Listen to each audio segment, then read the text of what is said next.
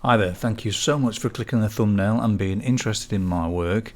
In this video I share with you my techniques and tips on how I achieved this portrait of my great niece Melody on tone tanned paper.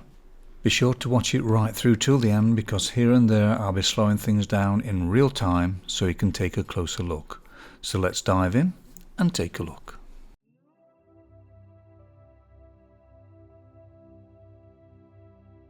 Here's a quick look at the materials I've used for this drawing. Now this is a great paper to use, Strathmore Tone Tan. Comes in two different sizes. For the graphite pencils I always seem to go for the Mars Lumograph, but for the 9B I'm using Rembrandt Lyra pencil. Now for the white charcoal I tend to use two different brands, the Derwent and the Generals. It all depends what I'm doing and what texture it is to which one I use, so it's those two, one or the other.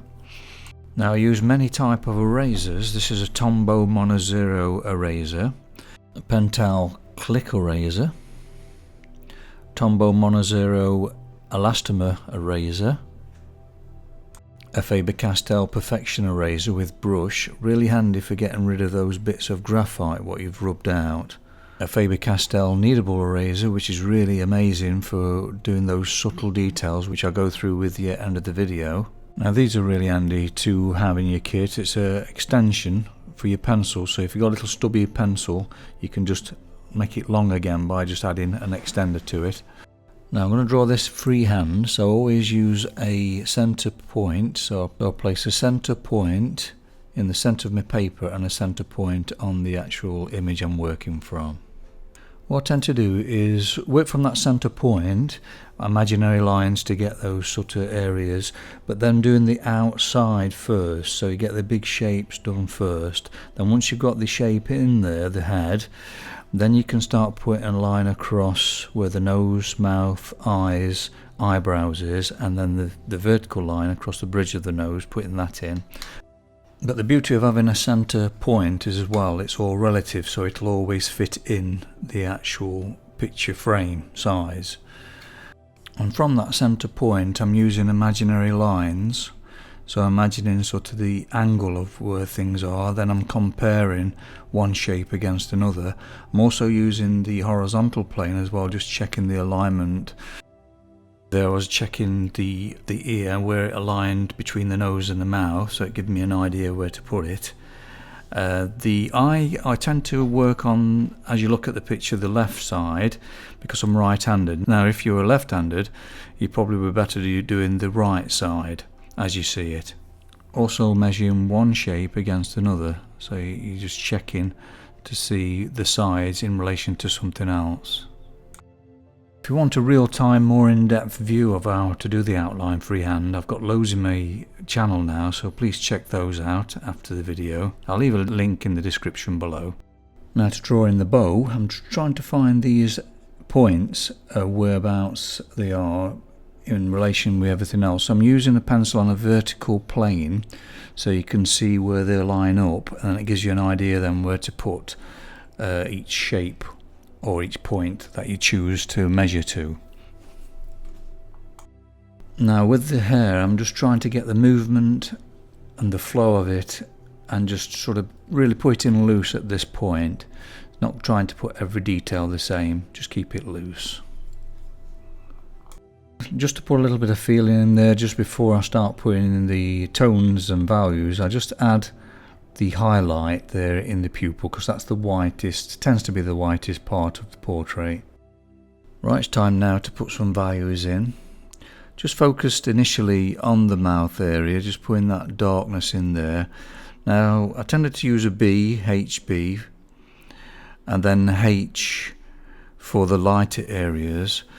Now for the highlight there I just put the white charcoal from the Derwent, just trying which white would work best. Initially when you start putting these tones on it does look wrong and it looks a little bit sort of awkward, and you just have to be patient and just keep working on it and keep building up these layers, and eventually it will come together. But it's just getting through this stage. It just seems a bit messy and all over the place to start with.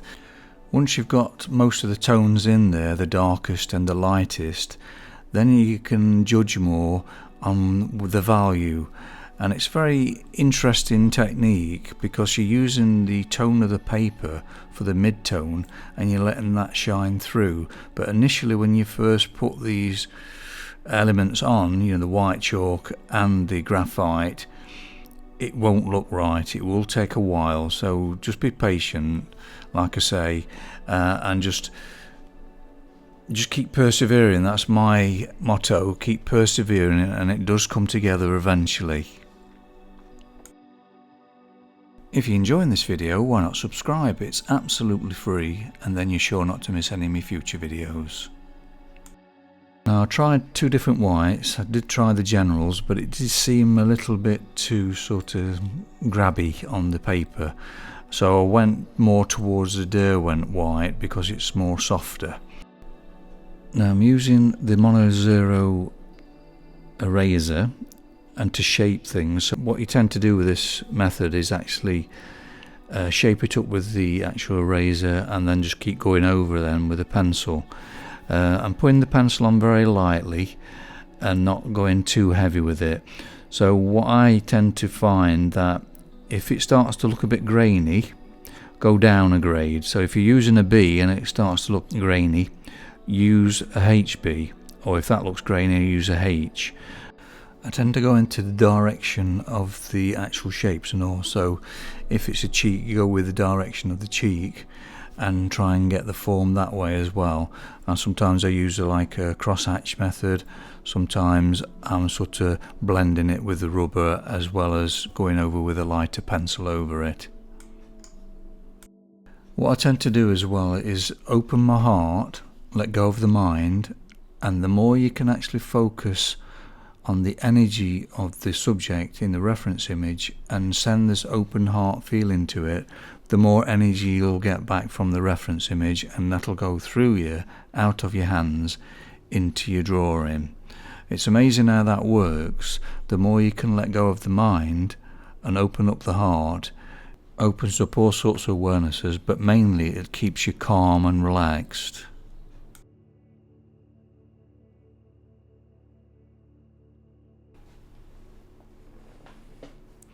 Now for the hair, I'm just putting that in very loosely, just using a B pencil, just mapping it out. So with the hair you have to get a balance and look at it as shapes rather than thinking of it as hair. So if you name it as hair, you'll start getting tense because you think, oh, look at all that detail, I'm going to do all that. But if you just see it as shapes, big shapes to start with, and get smaller and smaller with the shapes, it eventually starts to look like what you're drawing. Just like to take this opportunity to thank all my patrons for their wonderful support every month. I can't thank you enough, really appreciate it. Now if you're considering joining me on Patreon and would like to see this portrait as a real-time audio, real-time video, please check out the link in the description below. Once I've got quite a bit of graphite on there, what I tend to do then is to soften things by going over with HB or H. I tend to sort of soften things with the Mono Zero eraser and then go over again with the H or HB depending on what's needed. Like I said earlier, if it's too grainy, drop it down a grade to a H and so on. I tend to avoid pressing on with the pencil too much to create the tone you're looking for. If you feel you have to keep pressing on too hard, it means you have to go up a grade. So I'm really keeping my vision open and spreading it to the whole portrait, so I'm focusing on everything at once, so I'm not really tunnel vision on one part. I'm trying to create a balance now by just adding certain shadows here, certain lightness here, and trying to get an overall sort of feeling of oneness.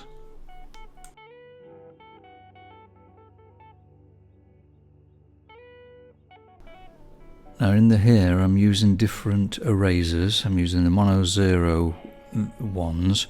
There's two in the actual range I've got, and I just use those because you can get a real sharp edge and you can create highlights. The trick is with hair, like I mentioned earlier, is not to see it as hair, just see it as blocks of shapes and movement, and try and create a flow. So you've got to be really spontaneous and just let it just flow from you and let it happen. Now for the darkest areas of the hair, I'm using the 9H Rembrandt Lyra pencil. Amazing pencil that is, because you can really be light with it and it still creates a dark fine line. It don't create too much grain really, I've found. But here I'm trying to create a really deep black, and there's a little trick to that as well, is that if you use a stump and then go over it again, it tends to give that sort of real depth to the black, and you keep repeating that. So you go over it again and then keep going until you get the right sort of density you're looking for, and it really does make a difference. It really does set it back. So once I've started doing that, then I went round most of the hair then, here and there, just placing that sort of density to it and just using a finer stump and just keep going over it, and it does make a difference. Because if you can create more contrast, it gives it more 3D look to your portrait and helps with the realism.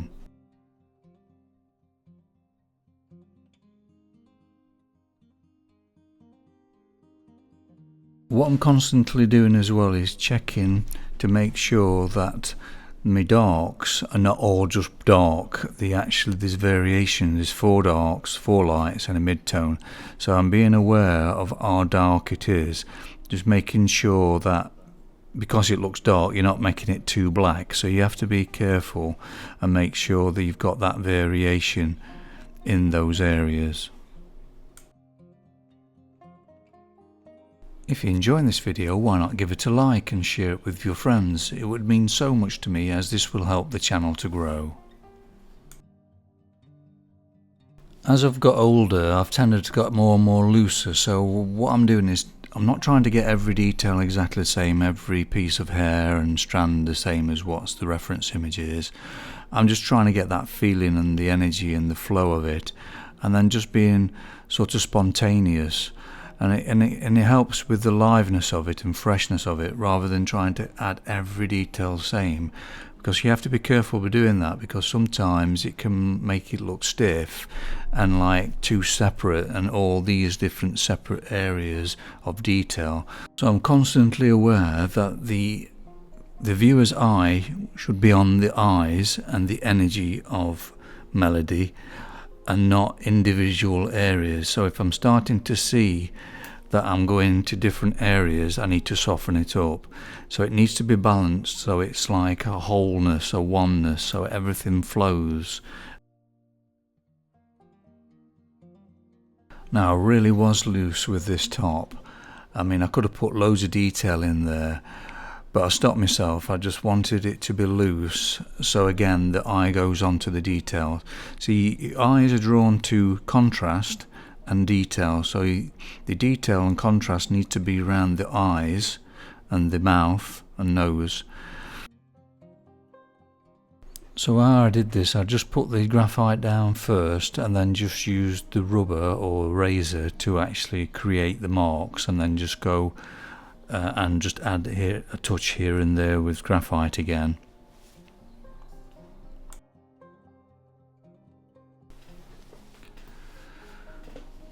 Now to add the subtle details everywhere, just focusing again, just trying to make it all balance up and just being aware of what needs to be done. I just need to put eyelashes in here so it matches the other eye, and then the eyebrow needs to be sort of more work in that, and just generally looking around. Keep looking in the mirror at this stage as well, just to see it from a different angle. It helps you to actually see what needs to be done, or even take the drawing into another room, another light source, look at it from there. take a photograph with your mobile phone, that helps. And what it does, it brings out what needs to be sorted out. So I could see that I needed to be softer in certain areas and darker in other areas. I'm just basically just going around tentatively, but not too tunnel vision. I'm still keeping my mind open and awareness of the whole to try and create that oneness. So I'm not focusing too much on getting every detail in. I'm just trying to make it balanced. Now, just to mention the Patreon again, because it's a different approach when I'm doing step by step on Patreon, because you're hearing me as I'm doing it, and I'm discussing exactly what I'm doing every moment, every stroke. I'm explaining as I go along and why I'm doing it a certain way, and also the mistakes I've made as well, and how I've corrected it, and how to keep calm, and how to sort of, find ways of solving problems, because there's never ever any problems, just solutions. That's my motto. Now, this is an amazing tool for the final touches. It's the Faber-Castell putty rubber, and I've tried loads of different putty rubbers. This is the best one. Don't leave any residue on your surface. It's not too oily. It's really good. And it just, a little tap on it, it just reduces the value. It just softens everything, and then you can just go over then with like a H or 2H. But it's a really great tool just for those little fine details. Again, don't be too detailed, but it's just trying to create that softness and that feeling of aliveness. These little touches just makes all the difference. Now, Strathmore produces a grey version of this tan, which is amazing to work on. It's a lot easier than the tan one to work on. Now, I've got a drawing in my channel if you want to check that out. I'll leave a link in the description below so you can find it. Well, thank you so much for watching the video right till the end. Now, here's the actual portrait at the correct angle rather than being in perspective on the easel. Now, if you want to see the procedure how to do it on a grey paper, check out this link here.